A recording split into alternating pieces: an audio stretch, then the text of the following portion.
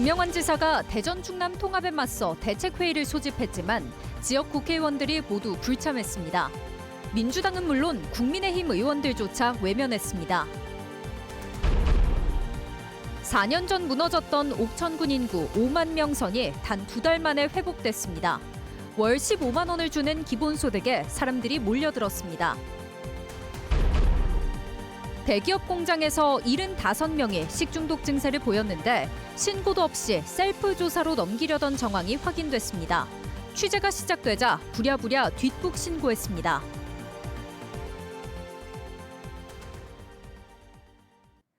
시청자 여러분 안녕하십니까? 계속해서 뉴스데스크 충북입니다. 대전과 충남의 통합 추진에 맞서 김영환 충북지사가 충북특별법 카드를 꺼내들고 대책회의를 열었습니다. 하지만 민주당은 선거용 쇼라며 불참했고 국민의힘 의원들도 모습을 보이지 않아 반쪽에 그쳤습니다. 김 지사를 공격하는 민주당 역시 내부적으론 명부 유출 파문으로 시끄럽습니다. 혼돈의 충북정가 이병선 기자가 보도합니다.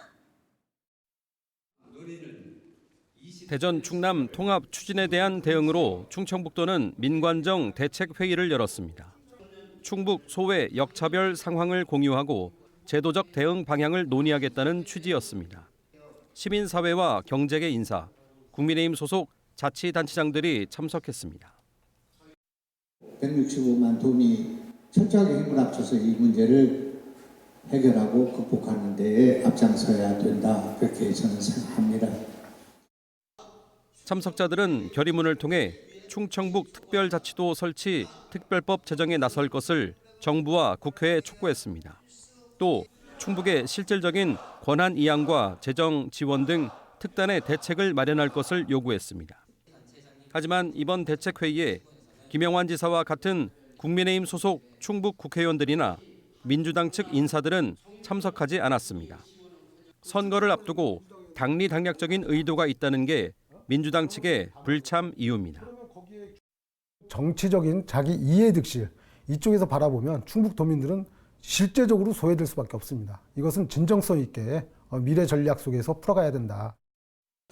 한 발 더 나아가 도지사에 출마한 송기섭 진천군수는 자신의 SNS에 김 지사가 꺼내든 특별자치도법은 중대한 결함을 안고 있다며 김 지사에게 1대1 공개 토론을 제안했습니다.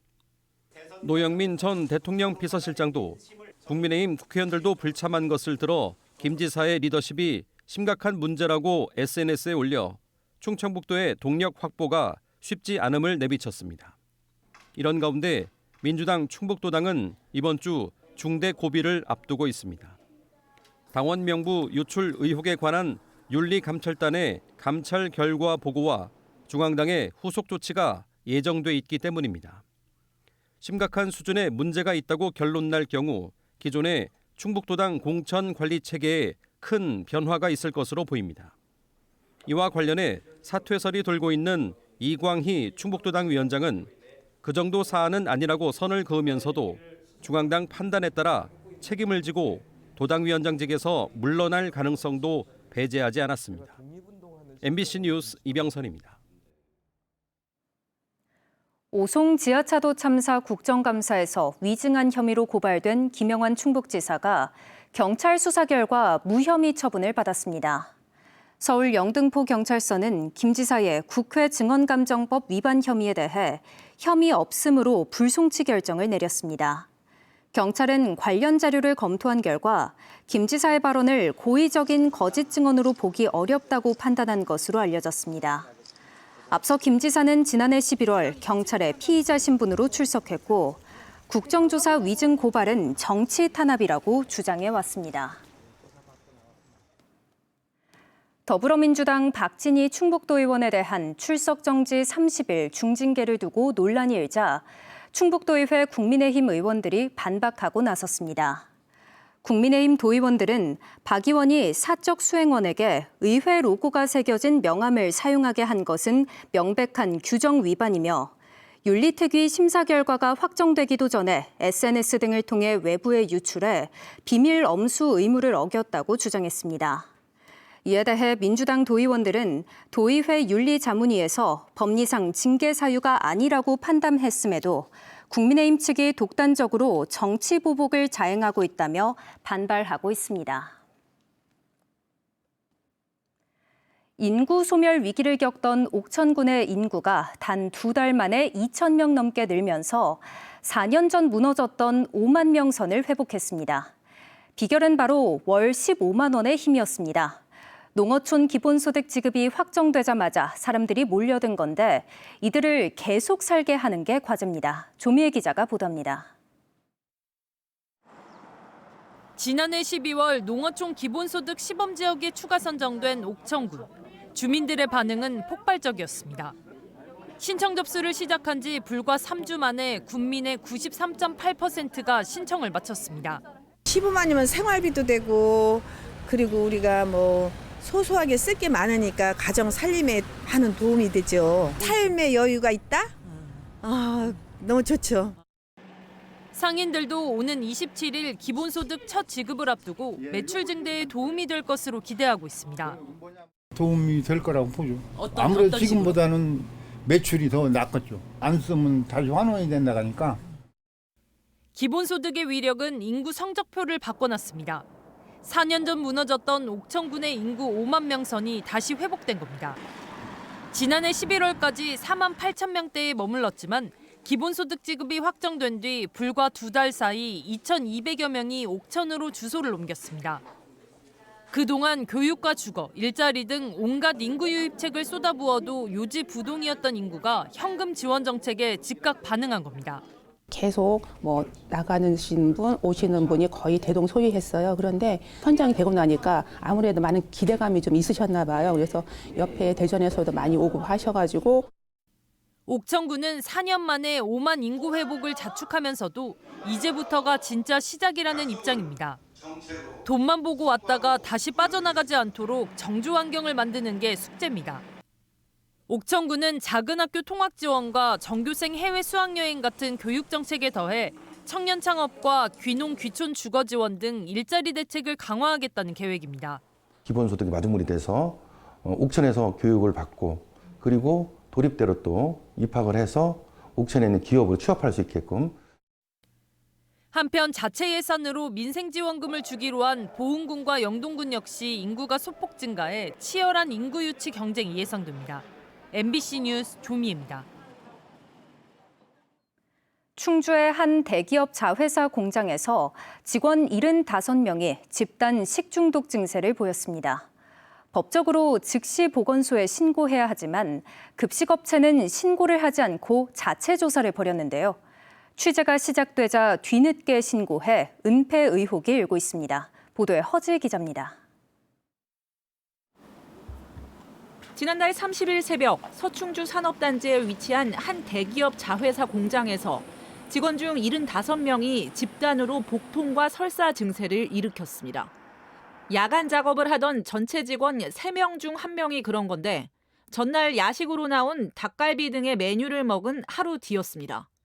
상당수는 증세를 참아가며 작업을 이어갔지만 일부는 증세가 심해져 조퇴하기도 했습니다. 설사하고 복통하고 그런 것들이 있었고 그 회사 측에서는 대체 휴무를 부여했고요. 이 공장의 급식을 맡은 위탁업체는 같은 대기업 계열사. 이 업체는 자체 연구소를 통해 역학조사를 벌인 뒤 식재료와 조리도구엔 이상이 없다고 공지했습니다. 그러면서 폐쇄했던 식당은 나흘 만에 재개했습니다. 하지만 정작 법적으로 의무인 보건소 신고는 하지 않았습니다. 객관적인 원인 규명을 위해 보건소의 역학조사가 필수적이지만 신고 없이 셀프 조사를 한 셈입니다. 식중독 발생 시 지자체에 신고하지 않을 경우 과태료 처분 대상이 됩니다. 관할인 충주시는 상황을 모르고 있었는데 취재가 시작되자 돌연 잦은 신고가 접수됐습니다. 전화 끊자마자 신고 들어왔네요. 저희 지금 출동하려고요. 위탁급식에서 지금 저희한테 신고를 한 것 같아요. 이에 대해 회사 측은 국가인증기관에 의뢰해 과학적인 검사를 진행했으나 좀 더 명확한 원인 규명을 위해 뒤늦게라도 신고했다고 해명했습니다. 충주시는 일부 희망 증상자에 한해 검체 검사를 진행하기로 했습니다.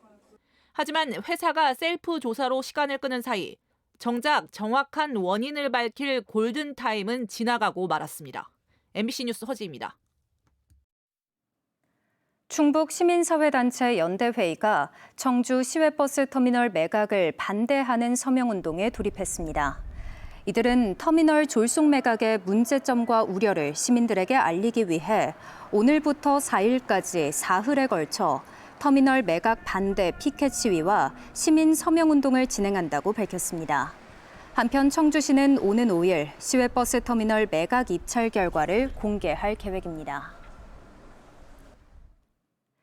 국민의힘 이충형 대변인이 제천과 충주, 강원 원주를 잇는 국내 최초 강소도시 특별자치단체 창설을 제안하며 사실상 제천시장 출마를 선언했습니다. 이충형 대변인은 중부 내륙의 구조적 소외를 극복하기 위해 도시 간 정체성을 유지한 채 연대하는 실천적 통합이 필요하다고 강조했습니다. 더불어민주당 이준경 전 음성부군수도 32년 공직 경험을 살린 5대 구조개혁을 통해 지역 소멸 위기에 처한 괴산의 대전환을 이끌겠다며 괴산군수 선거 출마를 공식화했습니다. 음성공장 화재 현장에서 나흘째 필사적인 수색이 펼쳐졌습니다. 붕괴 위험 탓에 남은 실종자를 찾는 게 쉽지 않은 상황인데요. 경찰은 합동 감식에 착수해 스프링쿨러가 제대로 작동했는지, 안전관리에 구멍은 없었는지 집중적으로 따져볼 계획입니다. 김주혜 기자의 보도입니다. 굴착기가 잿더미로 변한 공장 잔해를 조심스레 걷어냅니다. 안전장비를 갖춘 구조대원들이 앙상한 뼈대만 남은 건물 사이로 진입해 바닥을 훑으며 수색을 이어갑니다. 지난달 30일 발생한 음성 생활용품 공장 화재. 실종된 외국인 노동자를 찾는 작업은 나흘째인 오늘도 필사적으로 계속됐습니다. 실종자 1명의 시신은 화재 다음 날인 지난달 31일 새벽 불이 난 A동 2층 계단에서 발견됐지만 나머지 1명은 아직 찾지 못했습니다. 처음 불이 시작됐다고 추정되는 공장 건물입니다. 실종자를 찾기 위해 철거된 건물 잔해들이 곳곳에 쌓여 있습니다. 경찰과 소방당국은 내일 오전 고용노동부 등과 함께 대규모 합동 감식에 착수합니다. 아직 실종자를 다 찾지 못했지만 수색 과정에서 핵심 증거가 훼손될 우려가 있어 감식 시점을 앞당겼습니다. 핵심은 공장 3개 동 가운데 A동 1층에 있는 폐기물 처리장입니다. 경찰은 CCTV 영상과 목격자 진술을 토대로 이곳에서 불길이 솟은 것으로 보고 있는데 실종된 2사람이 폐기물을 처리하던 작업 공간과 일치합니다. 수사의 초점은 안전관리 부실 여부입니다. 경찰은 초기 진화에 필수적인 스프링클러가 당시에 정상 작동했는지, 그리고 비상대피로에 물건을 쌓아두는 등 대피를 방해한 불법 행위가 있었는지를 집중적으로 따져볼 계획입니다. 하지만 현장 상황은 녹록지 않습니다. 철골 구조물이 언제 무너질지 모르는 상황이라 구조대원들이 잔해를 일일이 손으로 걷어내며 진입해야 하기 때문입니다. 제거했더라도 그 밑에 작은 장애물들이 남아 있습니다. 그 장애물 사이를 와가면서 저희 구조대원들이 수작업에 의존해서 실종자 일명을 찾기 위해 최선을 다하고 있습니다. 경찰은 수습된 시신의 정확한 신원 확인을 위해 DNA 대조 작업을 벌이는 한편 감식 결과를 토대로 공장 관계자들의 입건 여부를 결정할 방침입니다. MBC 뉴스 김주혜입니다. 옥천의 한 야산에 있던 묘 11기에 소금을 뿌린 노인들이 경찰에 붙잡혔습니다. 옥천경찰서는 지난달 10일 옥천의 한 야산에 있던 묘 11기에 소금 11kg을 대량 살포한 60대 2명을 재물손괴 혐의로 불구속 입건했습니다. 경찰은 이들이 주술적 행위 일환으로 남의 묘에 범행을 저지른 것으로 보고 정확한 경위를 조사하고 있습니다. 영동군이 청년 인구들의 안정적인 정착을 돕기 위해 고용지원금을 지원합니다. 대상은 2021년 이후 영동으로 주소를 옮긴 19살 이상 45살 이하의 청년들을 고용한 중소기업으로 1년 이상 고용을 유지하는 조건으로 분기당 60만 원씩 모두 240만 원을 지원합니다. 지원을 희망하는 업체는 영동군 귀농귀촌팀에 신청하면 됩니다. 단양군에서 신원을 밝히지 않은 기부자가 3년 연속 성금을 기탁해 화제가 되고 있습니다. 단양군은 지난달 28일 오후 50대로 추정되는 여성이 군청 주민복지과를 찾아 현금 365만 원과 편지가 든 봉투를 두고 갔다고 밝혔습니다. 편지에는 단양에서 받은 행복을 다시 돌려주고 싶다며 이웃과 함께 웃을 수 있는 세상이 되길 바란다는 내용이 적혀 있었습니다. 군은 이 여성이 지난 2024년부터 매년 하루 10,000원씩 모아 기부해온 인물인 것으로 보고 성금을 충북 사회복지 공동모금회에 전달했습니다. 뉴스를 마칩니다. 시청해주신 여러분 고맙습니다.